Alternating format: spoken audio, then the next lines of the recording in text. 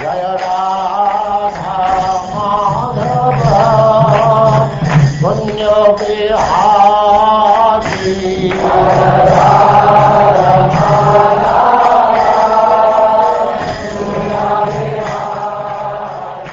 And now chapter 30, the disappearance of the Yadu dynasty.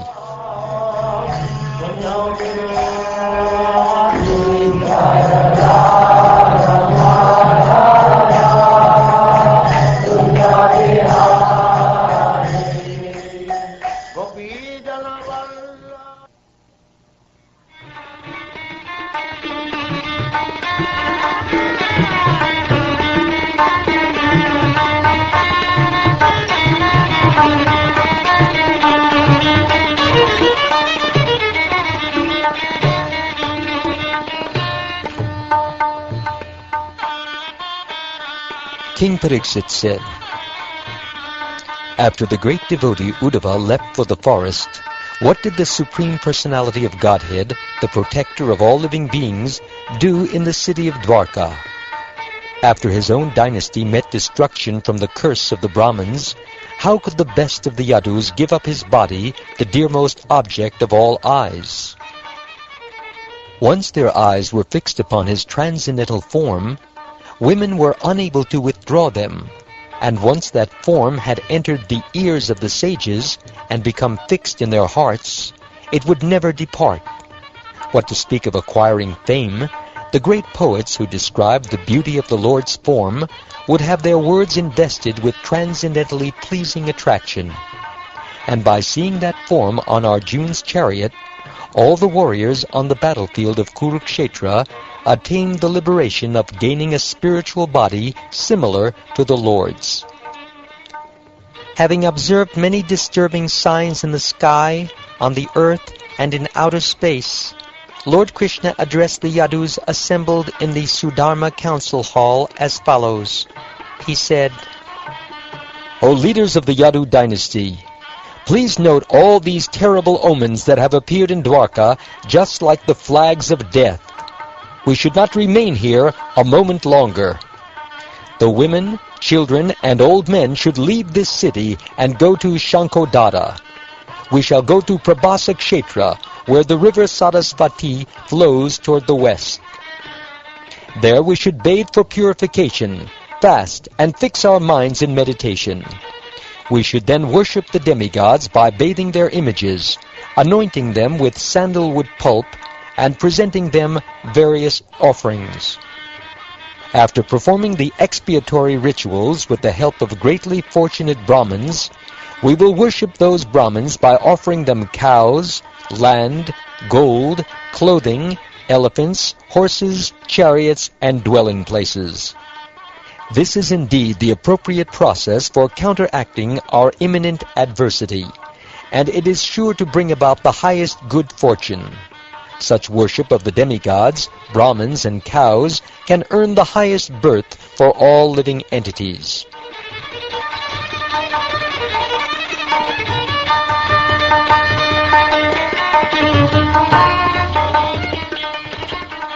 Having heard these words from Lord Krishna, the enemy of Madhu, the elders of the Yadu dynasty gave their assent, saying, so be it. After crossing over the ocean in boats, they proceeded on chariots to Prabhasa. There, with great devotion, the Yadavas performed the religious ceremonies according to the instructions of the Supreme Personality of Godhead, their personal Lord. They also performed various other auspicious rituals. Then, with their intelligence covered by Providence, they liberally indulged in drinking the sweet Myrrhea beverage, which can completely intoxicate the mind. The heroes of the Yadu dynasty became intoxicated from their extravagant drinking and began to feel arrogant. When they were thus bewildered by the personal potency of Lord Krishna, a terrible quarrel arose among them. Infuriated, they seized their bows and arrows, swords, balas, clubs, lances, and spears, and attacked one another on the shore of the ocean. Riding on elephants and chariots with flags flying, and also on donkeys, camels, bulls, buffaloes, mules, and even human beings, the extremely enraged warriors came together and violently attacked one another with arrows, just as elephants in the forest attack one another with their tusks. Their mutual enmity aroused, Pradyumna fought fiercely against Samba, Akrura against Kunti, Aniruddha against Satyaki, Subhadra against Sangramajit, Sumitra against Surata, and the two Gadas against each other. Others also, such as Nishata, Ulmuka, Sahasrajit, Shatajit, and Banu, confronted and killed one another, being blinded by intoxication and thus completely bewildered by Lord Mukunda himself. Completely abandoning their natural friendship, the members of the various Yadu clans, the Dashadas, Vrishnis, and Andakas, the Bhojas, Sattvatas, Madhus, and Arbudas, the Mathuras, Shurasenas, Visarjanas, Kukaras, and Kuntis, all slaughtered one another. Thus bewildered, sons fought with fathers, brothers with brothers, nephews with paternal and maternal uncles, and grandsons with grandfathers. Friends fought with friends, and well-wishers with well-wishers. In this way, intimate friends and relatives all killed one another. When all their bows had been broken and their arrows and other missiles spent, they seized the tall stalks of cane with their bare hands. As soon as they took these cane stalks in their fists, the stalks changed into iron rods as hard as thunderbolts. With these weapons, the warriors began attacking one another again and again, and when Lord Krishna tried to stop them, they attacked him as well. In their confused state, O king, they also mistook Lord Balaram for an enemy. Weapons in hand, they ran toward him with the intention of killing him. O son of the Kurus, Krishna and Balaram then became very angry. Picking up cane stalks, they moved about within the battle and began to kill with these clubs. The violent anger of these warriors, who were overcome by the Brahman's curse and bewildered by Lord Krishna's illusory potency, now led them to their annihilation, just as a fire that starts in a bamboo grove destroys the entire forest. When all the members of his own dynasty were thus destroyed, Lord Krishna thought to himself that at last the burden of the earth had been removed. Lord Balaram then sat down on the shore of the ocean and fixed himself in meditation upon the Supreme Personality of Godhead. Merging himself within himself, he gave up this mortal world.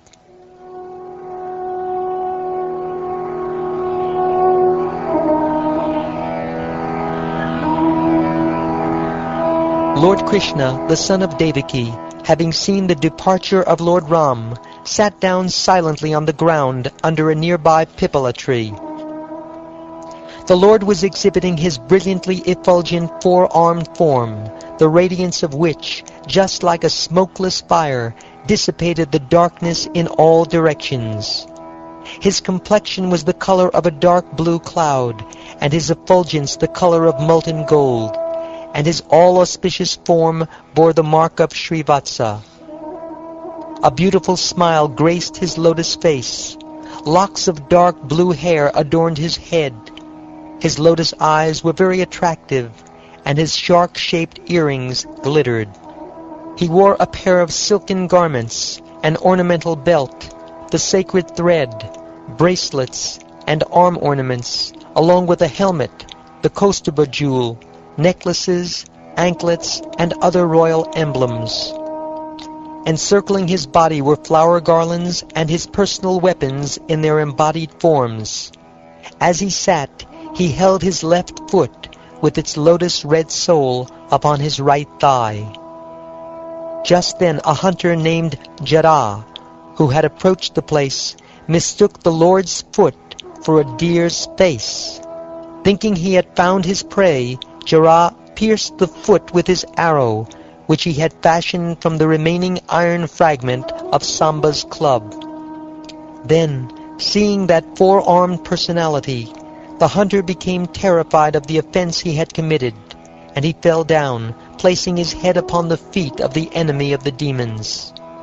Jara said, O Lord Madhusudana, I am a most sinful person. I have committed this act out of ignorance. O purest Lord, O Uttama Shloka, please forgive this sinner. O Lord Vishnu, the learned say that for any man, constant remembrance of you will destroy the darkness of ignorance. O Master, I have wronged you. Therefore, O Lord of Vaikuntha, please kill this sinful hunter of animals immediately, so he may not again commit such offenses against saintly persons. Neither Brahma nor his sons, headed by Rudra, nor any of the great sages who are masters of the Vedic mantras can understand the function of your mystic power. Because your illusory potency has covered their sight, they remain ignorant of how your mystic power works. Therefore, what can I, such a low-born person, possibly say? My dear Jara, do not fear. Please get up. What has been done is actually my own desire. With my permission, go now to the abode of the pious, the spiritual world.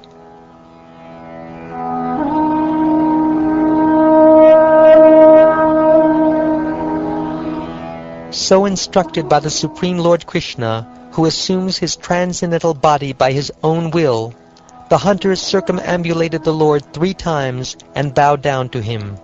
Then the hunter departed in an airplane that had appeared just to carry him to the spiritual sky. At that time Daruka was searching for his master Krishna. As he neared the place where the Lord was sitting, he perceived the aroma of Tulasi flowers in the breeze, and went in its direction. Upon seeing Lord Krishna resting at the foot of a banyan tree, surrounded by his shining weapons, Daruka could not control the affection he felt in his heart. His eyes filled with tears as he rushed down from the chariot and fell at the Lord's feet. Daruka said, "Just as on a moonless night people are merged into darkness and cannot find their way, now that I have lost sight of your lotus feet, my Lord, I have lost my vision and am wandering blindly in darkness. I cannot tell my direction, nor can I find any peace." O foremost of kings, while the chariot driver was still speaking, before his very eyes the Lord's chariot rose up into the sky along with its horses and its flag, which was marked with the emblem of Garuda. All the divine weapons of Vishnu rose up and followed the chariot. The Lord, Janardhan, then spoke to his chariot driver, who was most astonished to see all this. He said, O driver, go to Dwarka and tell our family members how their loved ones destroyed one another. Also tell them of the disappearance of Lord Sankarshan and of my present condition. You and your relatives should not remain in Dwarka, the capital of the Yadus, because once I have abandoned that city, it will be inundated by the ocean. You should all take your own families, together with my parents, and under Arjun's protection, go to Indraprastha. You, Daruka, should be firmly situated in devotion to me, remaining fixed in spiritual knowledge and unattached to material considerations. Understanding these pastimes to be a display of my illusory potency, you should remain peaceful.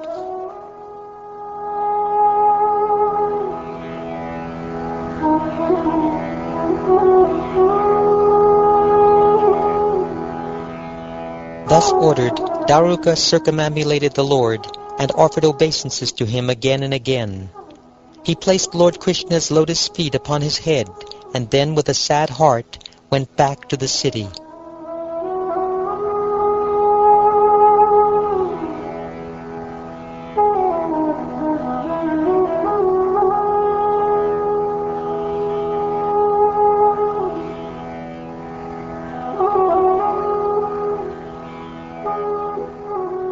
Thus ends the 30th chapter of the 11th canto of the Srimad Bhagavatam, entitled The Disappearance of the Yadu Dynasty.